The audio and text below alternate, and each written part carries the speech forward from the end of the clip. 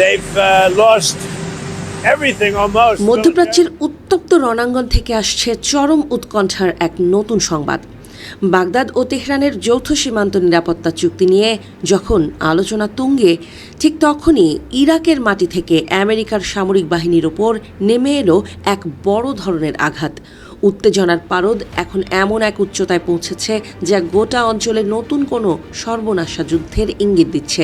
Iran এবং ইরাকের মধ্যকার ভূ রাজনৈতিক সমীকরণ বর্তমানে এক জটিল মোড় নিয়েছে। 2023 সালের সেই বহুল আলোচিত নিরাপত্তা চুক্তির মূল লক্ষ্য ছিল সীমান্ত সুরক্ষা জোরদার করা এবং তেহরান বিরোধী কুর্দি সশস্ত্র গোষ্ঠীগুলোকে সীমান্ত এলাকা থেকে দূরে সরিয়ে দেয়া।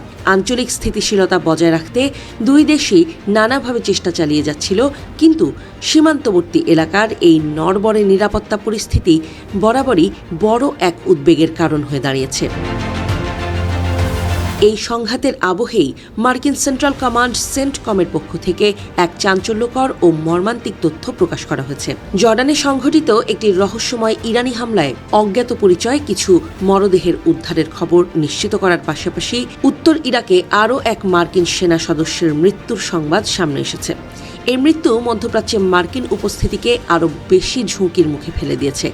ঘটনার বিবরণ দিয়ে সেন্টকম জানিয়েছে, গত 18 জুলাই উত্তর ইরাকে এক রোমহর্ষক অভিযানে এই মর্মান্তিক ঘটনা ঘটে। একটি ইরানি ড্রোন ভূপাতিত করার পর সেখান থেকে উদ্ধার করা অবিস্ফোরিত অস্ত্র ও গোলাবারুদ ধ্বংস করার সময় আকস্মিক এক বিস্ফোরণ ঘটে, আর এই মারাত্মক বিস্ফোরণেই প্রাণ হারান ওই মার্কিন সেনা, যা ওয়াশিংটনের সামরিক মহলে গভীর শোকের ছায়া নেমে এনেছে। শুধু তাই নয়, এই একই বিপজ্জনক অভিযানে আরও এক মার্কিন সেনা গুরুতর আহত হয়েছেন।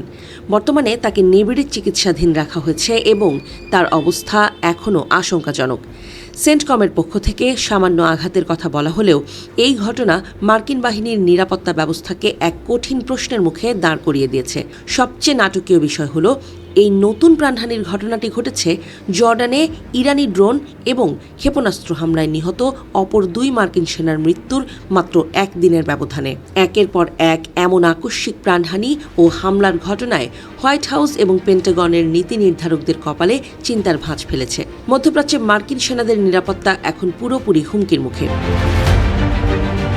এদিকে এই সমস্ত ঘটনার আড়ালে পেন্টাগনের ভূমিকা নিয়ে মার্কিন গণমাধ্যমেই শুরু হয়েছে তীব্র সমালোচনা। ওয়াশিংটনের পক্ষ থেকে যুদ্ধের প্রকৃত ক্ষয়ক্ষতির তথ্য নিয়ে বরাবরই লুকোচুরির অভিযোগ উঠেছে। এর আগে গত মার্চ মাসে পেন্টাগন কেবল 8 জন সেনার আহত হওয়ার কথা স্বীকার করলেও রয়টার্সের এক অনুসন্ধানী প্রতিবেদনে প্রকাশ পায় যে যুদ্ধের প্রথম 10 দিনেই প্রায় 150 জন মার্কিন সেনা আহত হয়েছিলেন। পরবর্তীতে তথ্যের এই ভয়াবহ গরমিল এবং গোপনীয়তার বেড়াজাল ধীরে ধীরে উন্মোচিত হতে শুরু করে। প্রতিরক্ষা দপ্তরের নিজস্ব তথ্য ভাণ্ডার এবং সেন্টকমের প্রকাশিত পরিসংখ্যানে আকাশ পাতাল তফাৎ দেখা যায়। কিন্তু এত বড় রক্তক্ষয় ও প্রাণহানির পরও পেন্টাগন থেকে মিডিয়া বা সাধারণ মানুষের কাছে সঠিক তথ্য প্রকাশ না করায় ওয়াশিংটনের স্বচ্ছতা নিয়ে এখন বিশ্বজুড়ে বড় ধরনের প্রশ্নচিহ্ন ঝুলে গেছে।